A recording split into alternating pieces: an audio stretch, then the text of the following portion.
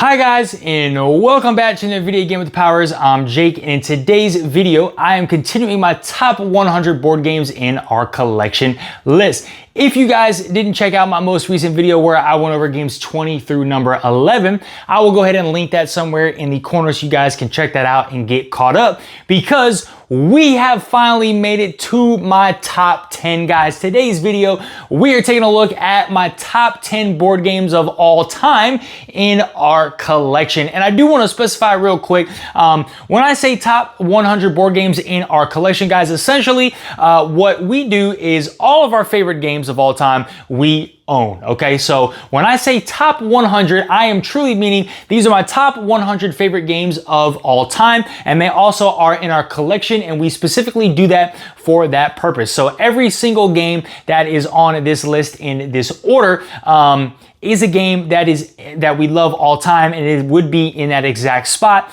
on my all-time list. So just so you guys know what's going on, so this is technically a top all time, but we just do them in our collection. All right, guys, enough chit chat for me. Let's go ahead and jump right into this video, starting off with number 10. Number 10 is new to the list this year, and this board game is going to be, I got a lot of stuff moving on this one. This is going to be Dragon Eclipse, all right? Dragon Eclipse is a board game for 1 to 2 players, ages 14 plus, right around a 90 to 180 minutes per playthrough. And Dragon Eclipse is a solo cooperative campaign narrative style game where you're taking on the role of a dragon tamer in the world of Mistlings. And so you're going around this world. There's going to be like a narrative phase or like an adventure phase where there's going to be an adventure booklet. There's going to be all these different locations that you're going to be visiting. You go to these locations, you're going to open up an adventure journal, read some scripts from that adventure journal, and that's going to kind of lead you into this combat phase where you're going to be fighting a creature known as a Mistling. And so there's a whole bunch of different Mistlings in here, and look, I'm just going to come out right and say it. There's a lot of resemblance here to Pokemon and Digimon and Power World in terms like that. And so the creatures in this game are Mistlings. They're elemental creatures, and you have the opportunity to tame these creatures so that you can use them for later fights. But what I love so much about this one is it's all done through card play. So you have a creature, he has a specific deck of cards. You can add to this card, so there's some deck construction aspects to it. It really gives you like a TCG style feel. Like as you move through this campaign, you're unlocking new cards. They got holographic cards that you can upgrade. You're constantly tweaking your deck. You can use new characters, right, or new Mistlings that you find, and they all have their unique play styles. Some of these Mistlings can grow and become a stronger version of themselves, so kind of evolve per se. But all in all, really enjoyable campaign narrative style game here in Dragon Eclipse. So my 10th favorite board game in our collection, Dragon Eclipse. Okay, guys, moving on to number 9.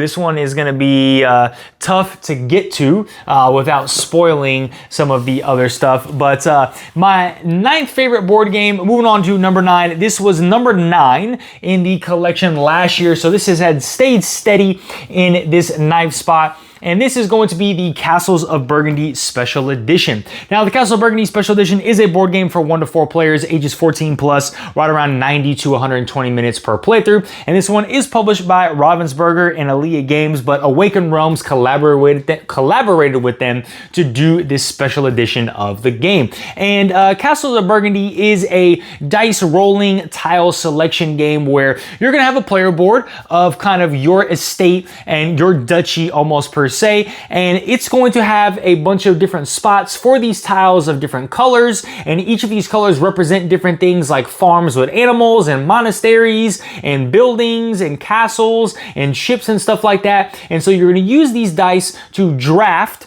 tiles from the main game board, and then use these dice to put them on the specific spots on your board, and you're doing this to try and gain victory points. And so I really enjoy this one. You know me, I love my dice rolling games, and I also love my old school like 13th, 14th, 15th century style thematic games. And so Castles of Burgundy fits this one. Now, I will be honest, I think this one has stayed in my top 10 because of the acrylic tiles that I bought.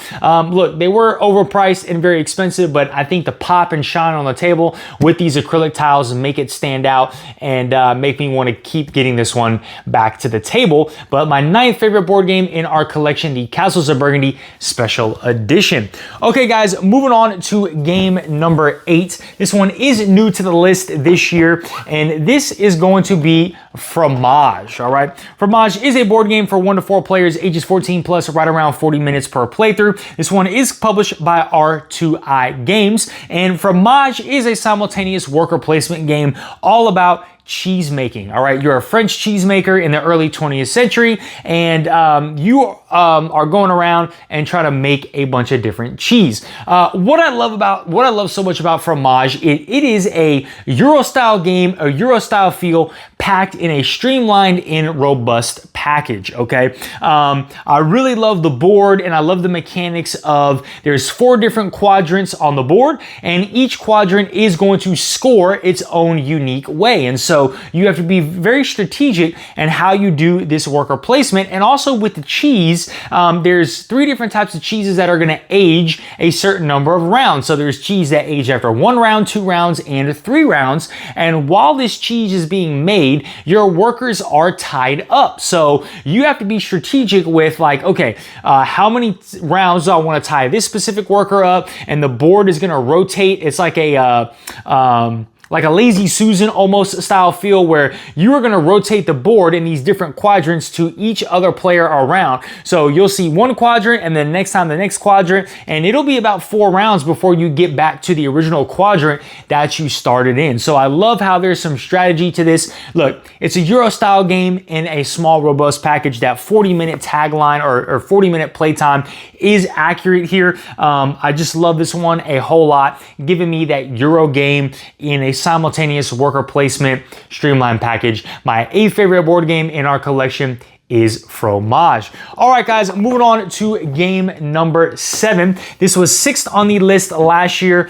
This is down 1 spot, and this is going to be Marvel United. All right, Marvel United is a board game for 1 to 5 players, ages 14 plus, right around 45 to 60 minutes per playthrough. And this is a boss battler style game where you're taking on the role of a Marvel hero and fighting against a Marvel villain. And I love Marvel United so much because it's a great cooperative game, a great multiplayer, you know, like 2 to 4 player style game. It's super simple, easy. You got 3 actions on your cards. You got a punch action, a move action, and a heroic action. And your move action is going to move you around the different locations. Your punch action is either going to punch a thug or the villain. And then the heroic action is either going to save a civilian or progress towards a mission that is going to help deter that villain. And your goal, like I said, is to end up beating up the villain and stopping and thwarting his plans. Love this one. This one's super easy, super simple. I love the chibi style. I love the Marvel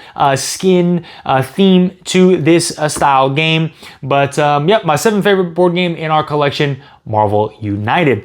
All right, guys, moving on to game number 6. This was 3rd on the list last year. So this one has dropped 3 spots, and this is going to be the Reckoners. All right. The Reckoners is a board game for 1 to 6 players, ages 14 plus, right around 75 minutes per playthrough. And this is a dice rolling boss battler style game as well, where you are taking on the role of a Reckoner, and you're going to have your own asymmetric ability and things like that. You're going to roll some dice. These dice are going to have symbols on them with different actions. You're going to be selecting a certain number of these dice to do these specific actions, right? And your goal is to defeat the big bad boss. So in the core box, Steelheart is who you're trying to fight. In this expansion, you can fight Limelight and Regalia, and you're going to set up some game trays that are going to be these different city locations. Within those cities are going to be other supers as well that you're trying to defeat, and Steelheart is going to be a menace. He's going to be putting up blockades. There's going to be some police that show up that are going to be trying to deter you as well, and so you're just doing these actions to try and find Steelheart's weakness or whoever you're fighting, and then finally end up taking him out. But For me, I think this dropped out of my top 3 because this is more of a 3 to 4 player game than it is 1 to 2 player game. And so there's another dice rolling game that we have in our collection that I enjoy a whole lot more, especially with its most recent addition to it. And I enjoy it a lot over the Reckoners because I can play this game that I'm getting ready to talk about here a little bit later in the video. I can play that one at all player counts and still enjoy it. Where this one, I feel like this is best at the 3 to 4 player count. But my 6th favorite board game in our collection is the Reckoners. All right, guys, moving on to game number 5. This was 5th on the list last year, so stayed right in the same spot. And this is going to be Primal The Awakening. Now, I don't have the box with me because it is packed up, but Primal The Awakening is another boss battler game where you are going to have a character that is going to have a specific weapon, right? So a very Monster Hunter-esque. Let's just cut to the chase. This is a Monster Hunter style game where you're going to have a character that's going to have a weapon like a great sword or a bow or a gun bow or something like that. And you're going to have a deck of cards. You're going to be playing these cards out into a sequence and you're going to be fighting a boss. Now, what I love about Primal so much is they get straight to the point, right? They cut to the chase. There's no like, I got to track the monster and I got to break the monster's parts and then the monster runs away and I got to go find it again. Nah, there's a short little narrative script. You read the script, you choose your quest, boom, you are straight into the fight fighting this monster. So that's the first thing that I really enjoy. The second thing is all these monsters are different elements. So when you defeat this monster, you're going to be able to craft different elemental weapons. And I really, really love that as well. And the third thing that I really enjoy about Primal is the mechanics of the game is it is real-time feel rather than turn-based. So the monster is never going to take a turn. It's always going to react upon what you do. So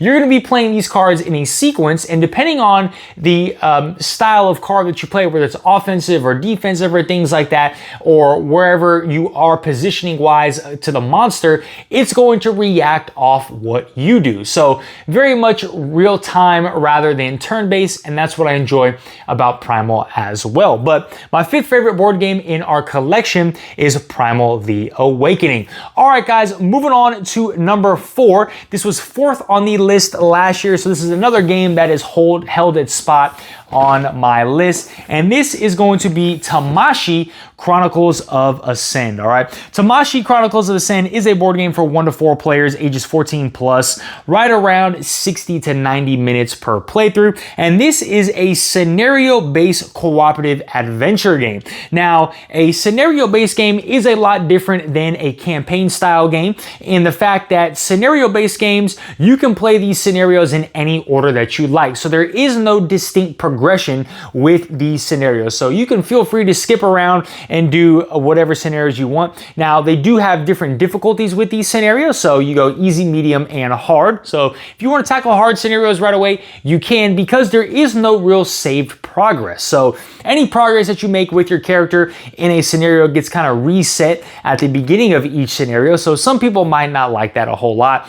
But the main thing I enjoy about Tamashii is the Candy Crush-esque style mechanic of it's a bag building. So you're drawing these chips from a bag, you're putting them out on your player board, and you are trying to move them up, down, left, and right, flip them like you would in Candy Crush to make these certain different patterns of colors. So you have like red chips, green chips, yellow chips, and blue chips, and you're putting these different combinations together to do a bunch of different things. You know, gain shield, gain strength, be able to re-roll dice, gain a new body, hack other machines that you're fighting against, and all in all, it's just a great cooperative adventure. This is published by Awaken Realms Light, so this is supposed to be an introductory style to bigger campaign games from Awaken Realms, but this is the only cyberpunk themed game we have in our collection, and I really, really enjoy it a whole lot. My 4th favorite board game in our collection here is Tamashii. All right, guys, moving on to game number 3. Now, this one is new to the collection this year, and this one is going to be, let me grab this here.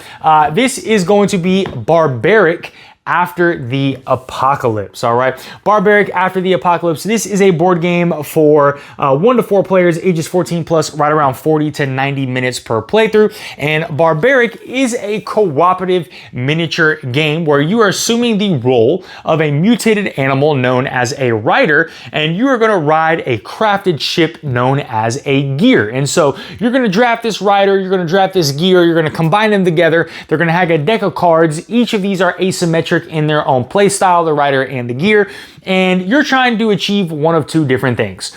There's going to be an atomic core in the middle of the map that you are trying to get, pick up, and then leave the map. However, there's a giant monster that is preventing you from doing that. So in this box, the core box here, is going to be a giant lizard, okay? And that giant lizard is going to have some minions that they're going to put out, and they are trying to prevent you from getting that atomic core. The other way you can win this game is by defeating all the other players at the table.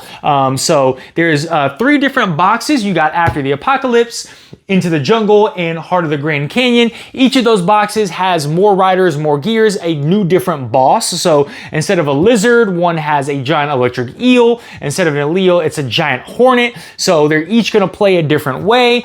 This monster, you can bait this monster away from the core. You can use this monster to attack other players. The monster itself is going to be autonomous and going around the board, chasing players and attacking them as well. But what I love so much about this game is for a bigger game and a miniature style game, that playtime of 40 to 90 minutes really holds true. Some of these games can be done in about 60 to 75 minutes, which is very rare for a giant miniature style game.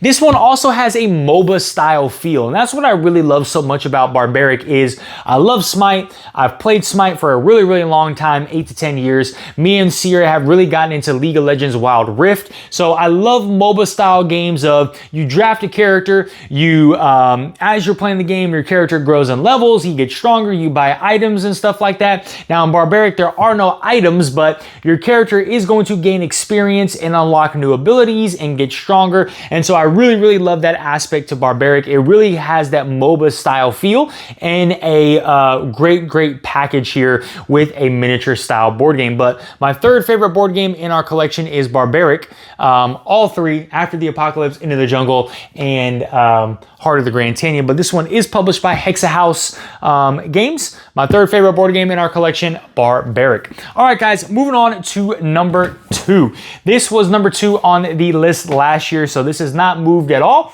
And this one is going to be All Things Dice Throne, all right? Now, this is the Marvel Dice Throne Missions, the most recent adventure in the Dice Throne series. But Dice Throne is a board game for 1 to 4 players, ages 8 plus, right around 30 to 75 minutes per playthrough. And Dice Throne is also known as Battle Yahtzee. So there's a couple different ways to play Dice Throne depending on what you have. The original way to play Dice Throne is you're taking on the role of a character. They have original characters, they have Marvel characters, they have Christmas characters and Santa and Krampus. They're about to have some Halloween themed characters coming up. You'll take a character, he has a deck of cards, he's got a player board, you roll some dice, there's going to be symbols and numbers on these dice, you're going to use those in certain combinations to do abilities to attack your opponents and reduce your opponent's health down to 0, okay?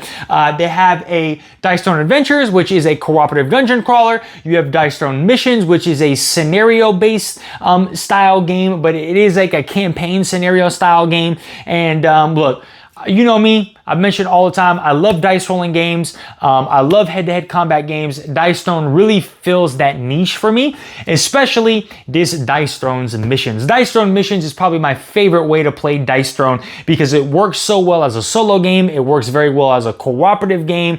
And I love this mission style of it's just a pamphlet. It's super easy to set up, get to the table, and one side is like a mini scenario. The other side is that boss battle. And it's just a great combination, I feel, of regular Dice Throne and Dice Throne Adventures. So my 2nd favorite board game in our collection is Dice Throne, all things Dice Throne, but specifically Marvel Dice Throne Missions. All right, guys, down to number 1. All right, let's get a drum roll here. We have made it to the end of the list. My number 1 board game of all time and in our collection is going to be Terrorscape. All right, Terrorscape. This was a number 1 on the list last year. This has yet to be dethroned. And Terrorscape is a board game for 2 to 4 players, ages 14 plus, right around 30 to 45 minutes per playthrough. And Terrorscape is a asymmetric hide and seek hidden movement style game, one versus many style game, where one player is going to take on the role of a killer. The other player or players are going to take on the role of survivors. And the killer is trying to use social deduction to figure out where these survivors are and hunt them down. And the survivors are trying to find either 5 keys and escape through the front door or the secret passage, or repair the radio and call the police, to where after a number of rounds, the police show up and whisk the survivors away. But what's really unique about this game is the style of play, the cat and mouse style of play. As the killer, the only information that you know from the survivors is that the noise that they make. So the killer, you have to announce everything to the survivors, what you're doing, where you're moving, so the survivors know where you are at all times. The only thing the survivors tell you is at the end of the round what noise they have made in certain rooms. Other than that, they don't have to reveal anything to you. So it's this really cool cat and mouse style game of you're trying to look and see on the board of where these survivors are, where they might be moving, and you are trying to chase them down and get them. Now, what I really love about Terrorscape.